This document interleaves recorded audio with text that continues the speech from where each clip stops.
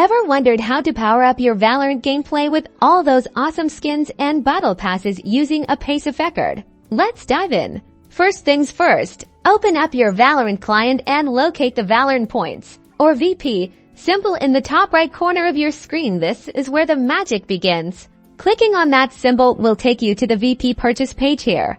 You'll see various bundles of Valorant Points available. Take a moment to choose the amount that best suits your needs. Once you've made your selection, the payment method screen will appear. Look for the Paysafecard option and select it to proceed with your transaction. After selecting Paysafecard, a secure window will pop up prompting you to enter your 16-digit Paysafecard PIN. Carefully input the numbers from your card into this field. Once you've entered your PIN, confirm the transaction. The system will process your purchase, and almost instantly, your newly acquired Valorant Points will be added directly to your account balance, ready for you to spend.